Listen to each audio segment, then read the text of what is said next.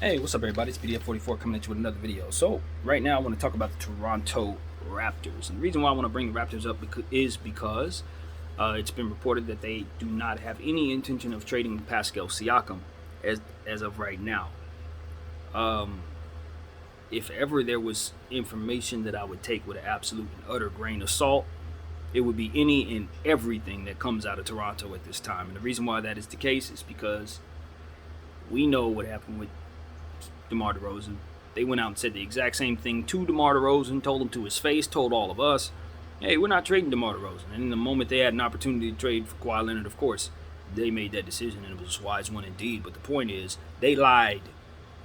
And because someone lies to you once, you trust that they will lie to you again and lie to you each and every time. You don't have a choice. But you're going to pick and choose when they're telling the truth or not? Who knows? They're liars. So, yeah, that's what I have to say to that. But as far as the roster is concerned as of right now, if they do keep their word and don't trade Pascal Siakam, one thing I do see here, and I wrote down just about every single player on this team, is a whole lot of nice size. Nice size, man. And a nice combination of guards. Where I think they can get a little better or a lot better is the small forward position.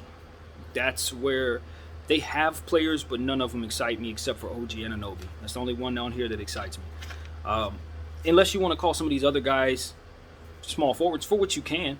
You know, you can put some of these guys in the small forward position.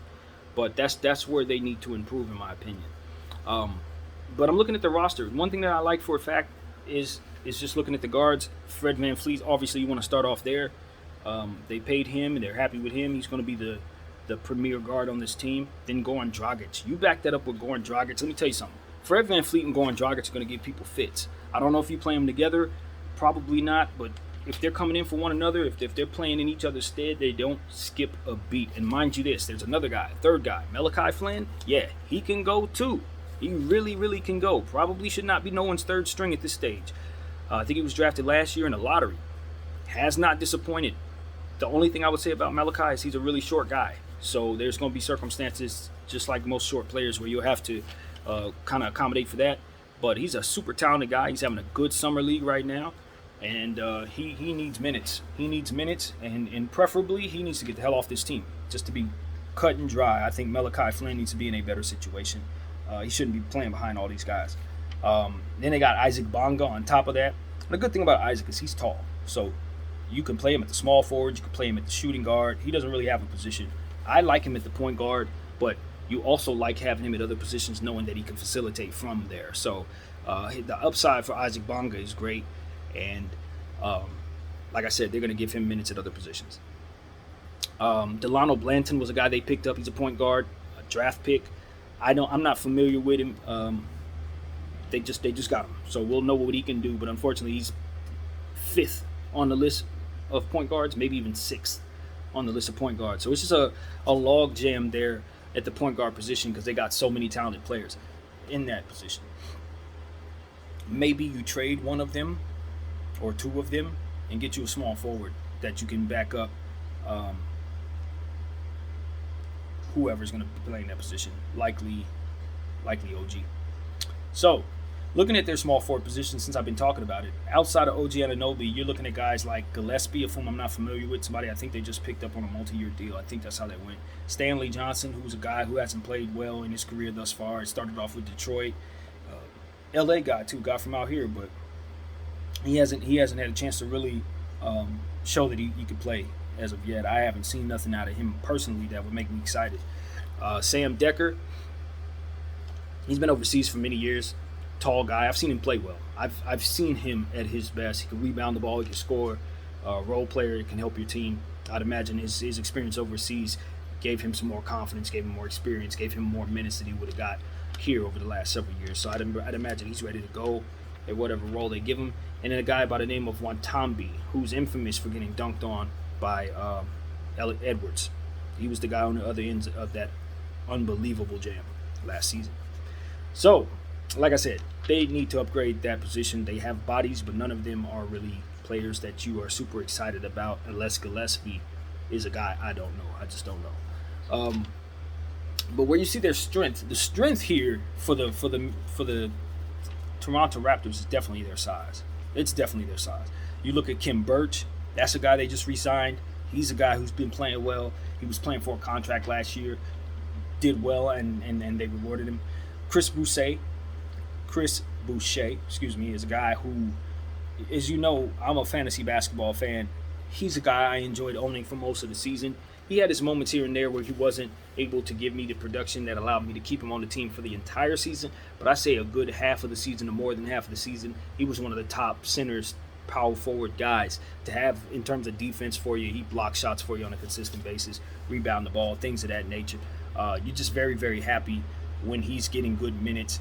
I think last year he ran into some injury issues, or maybe even COVID or something kind of set him back. I think that's how that went. But Chris Boucher is a guy I expect to have a big year if given the minutes. The problem is they are a big log jammed as his position this year, more so than they were in the past. So I'm wondering what his role will be. I wouldn't be surprised if they move him, to be completely honest with you. They got Precious Achiuwa. You know I'm high on Precious Achiuwa. If you've been following me, I feel like the Miami Heat made a devastating decision to trade him away. I think he was the biggest assistant to Bam Adebayo in terms of rebounding the basketball, providing him another athletic big in his front court that can assist him.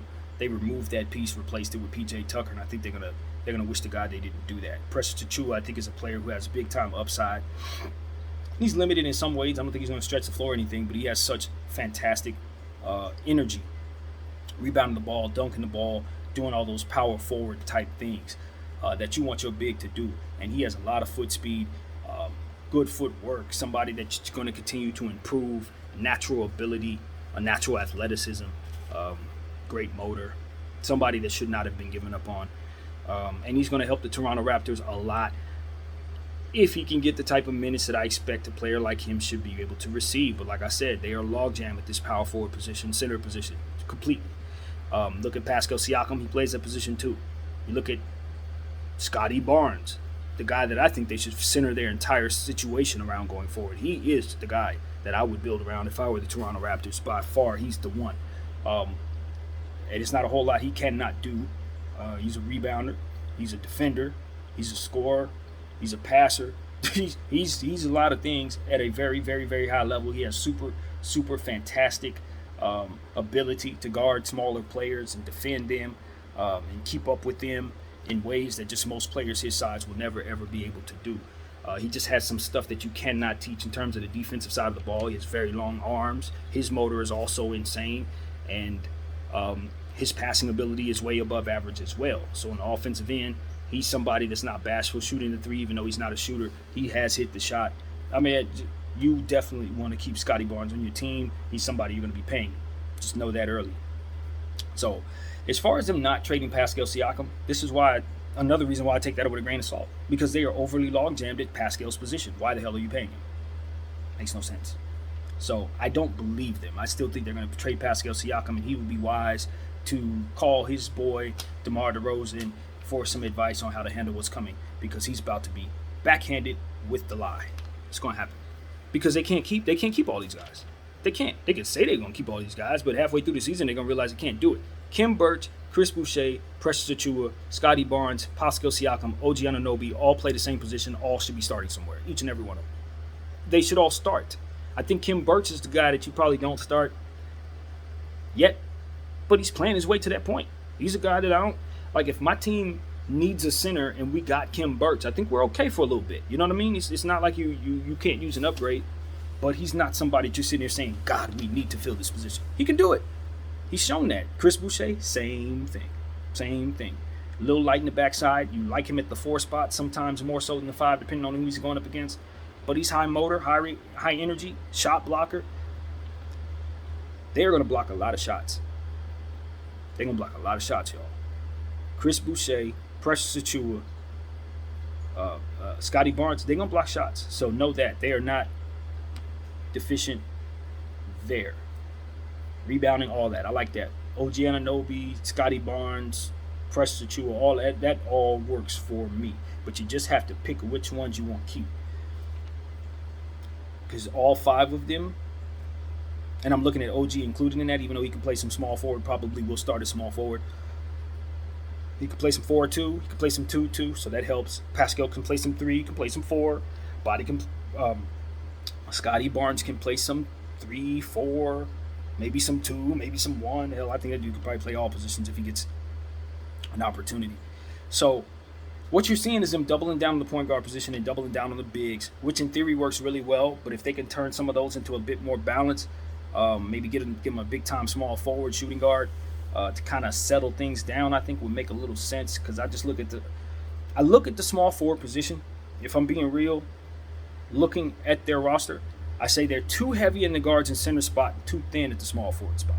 So maybe they could turn some of those, trade a Dragic and Chris Boucher and get you a small forward. That's what I would do. Because Decker with Tambie, that's dead weight. No disrespect, but that's dead weight, fam. Stan Johnson, dead weight. You don't need those guys. They're not that good.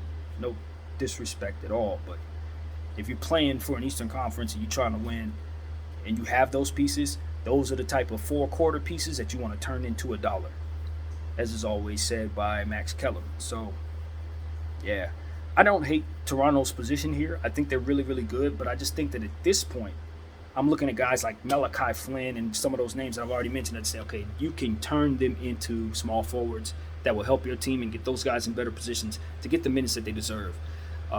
And because you picked up an Isaac Bonga, because you drafted a Delano Blanton, you don't need Dragic, you don't need Flynn. You know what I'm saying? You don't have the role for those guys.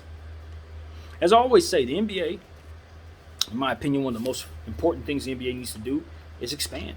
I think that should be one of the first orders of business over the next 3-4 years, is to try to make sure that they get themselves some more teams, because this is what you're finding all over the league.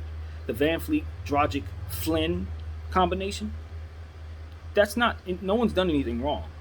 What you're having is just an influx of talented guards and not enough teams to give them the spots that allows them to be showcased. That's all that's happening. You're going to see it all over the league right now. Sacramento has their problem. Charlotte had that problem. They still have it, but they had it.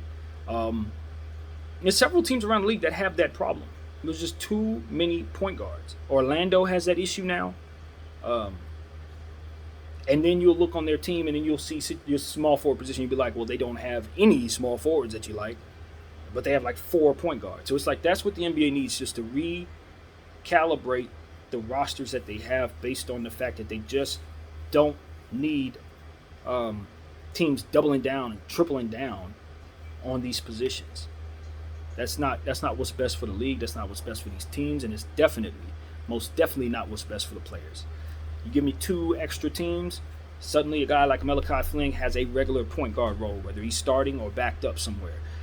Suddenly a guy like Chris Boucher has a much better role because now he's on an entirely different team that has him playing the power forward position or the center position the way it should be played, rather than his minutes being all over the place because they're trying to figure out how to play all these people.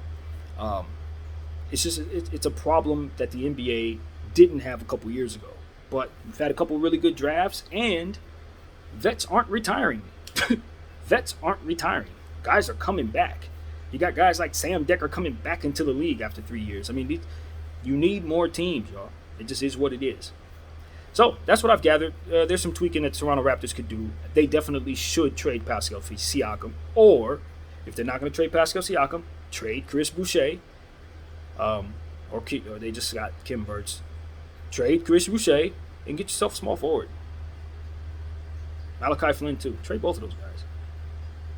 It's not because you don't think they're good. It's the complete opposite. It's because you know they're good. You don't have the role for them.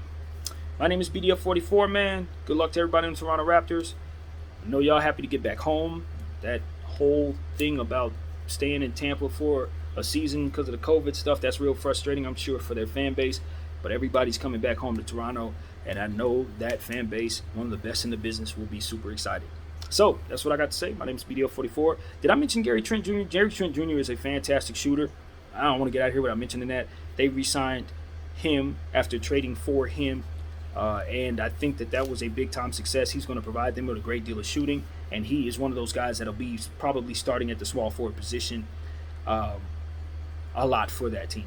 I think that he's going to be the guy that probably gets that small forward role. or Scotty Barnes if Pascal's starting. So I don't know. But we'll see, man. Maybe they move him to the 2. There's a lot of things they can do with that roster. But anyway, yep, that's what I got. Thanks, y'all. Peace.